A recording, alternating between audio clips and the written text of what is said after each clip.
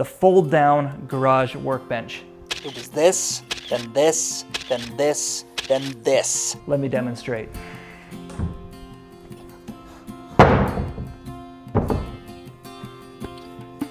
Boom. Check that out. Fold it up.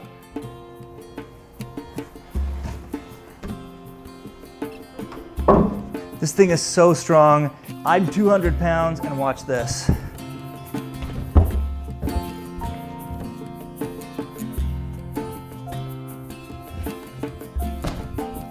I've watched a bunch of videos from builders way more skilled than me. Theirs were awesome, and in a lot of ways, a lot better than what I built. But I wanted to make mine bigger, super sturdy, and most importantly for me, completely level. Step one was planning. I'm a design build kind of a guy, so I kind of plan as I go. Step two was clearing the wall space. Every project that I do seems to start with me moving all of the junk away from my workspace, which results in me doing an entire other project just to store all of that crap so that I can start in on the new project. This time I built sturdy shelves for my backyard garden shed so that I had a blank canvas to start from. I patched up all of the nail and screw holes in the wall. I did a little drywall work, and I decided to hide this fun little Easter egg right behind the bench. Because I'm new at this YouTube thing, and I've noticed that some of my favorite YouTubers, well, they display their logo or they display their branding right behind where they're doing a lot of their filming. So I decided if I'm gonna be legit, maybe I need a big DIY Derek logo right behind my workbench where I'm gonna be filming a lot of my projects. I decided to solicit the help of my artist daughter to help me paint the logo directly onto the wall. When that was complete, we cleaned and painted the garage to a nice green to match the other side on the project of the pickleball wall that I did a couple years ago. And I know what you're thinking, why would you paint the interior of your garage? I get this question sometimes. Why the heck not? My gosh, it looks so much better. It looks so clean. It even feels bigger and way more tidy. I wish I had done this 13 years ago. So whether you ever build this workbench or not, you totally should paint your garage. All right, next I installed an 8-foot 2x4 cleat directly onto the wall. I measured 36 inches from the middle of my project since the floor is sloped, and then I got my level and I installed that 8-foot board. This would be the anchor for my whole table. Then I built my frame, a 44-inch by 92-inch rectangle frame with just enough overhang that I can clamp down boards and have a little bit of excess so that when I fold this up, I can slide that little slider at the top to stow it neatly against the wall. I needed it to be perfectly square and level. And to ensure that my frame was plumb, I waited for my wife to leave and I took it inside into the kitchen counter so that I had a perfectly level workspace to work on. Now I've got a spot where I can do that in the garage without having to bring my projects inside into the kitchen. When the 4 walls of the frame were built and all fastened together, it was time to turn attention, boom, towards the legs. I need to include these confidence boosting shots. It's the only part of my body that I even like.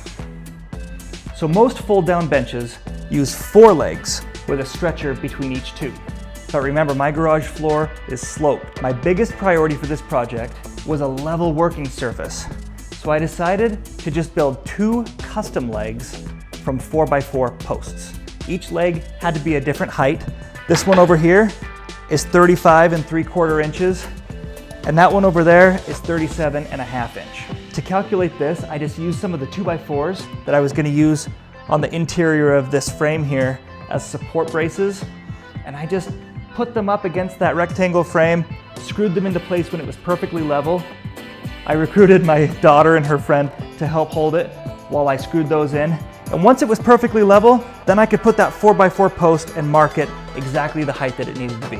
Once I had those, I used a roll of painter's tape and put it over the top of the 4x4 to create a curve. Fun fact, did you know that a roll of painter's tape is exactly the right size for you to put onto the front of a 2x4 or 4x4 to create a circle?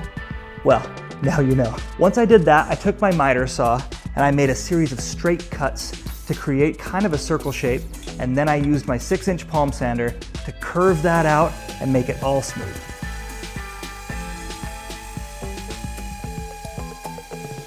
When that was done, I marked the center of the circle and I used a 1/2 inch drill bit to drill a hole for the lag bolts. I used 6 inch by 1/2 inch lag bolts with washers on each side and a nut on that other side. I tightened it into place with 2 wrenches and these legs were awesome. As a last piece of sturdy security, just to make sure that those 2 legs fold down at the same rate, they come down together, they go back up together, and it gives me something to hold on to as I push that table up and down. A lot of tables will have a 3rd leg right in the middle, but I didn't feel like I needed it. This is plenty strong with the 2.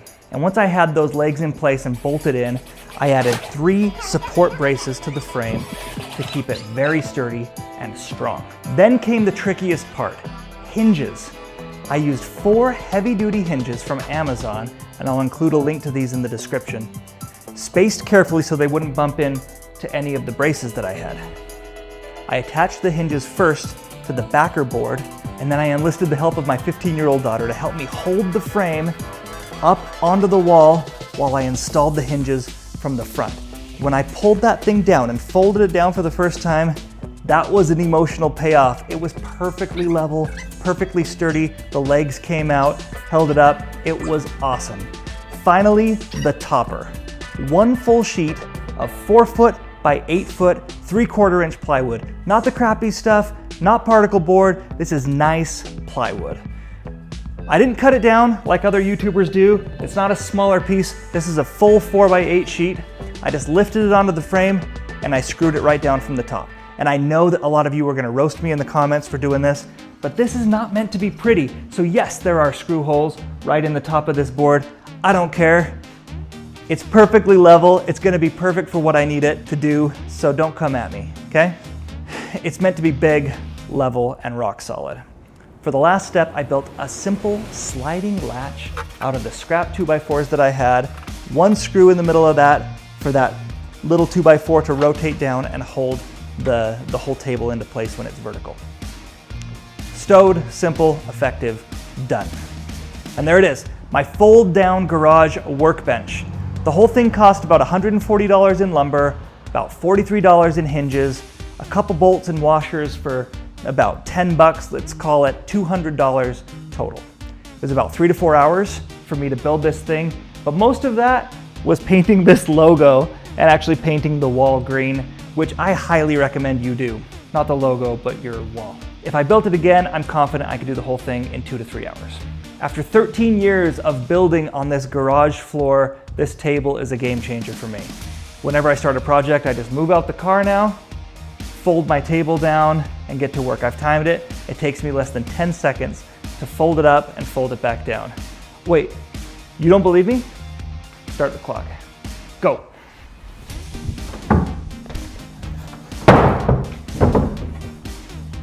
Up.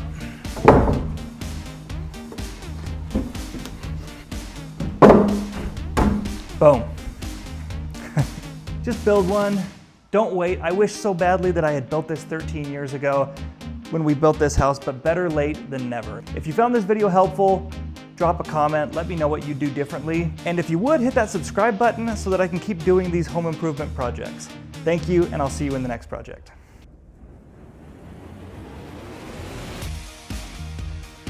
There we have it. Alexa, turn on shop lights.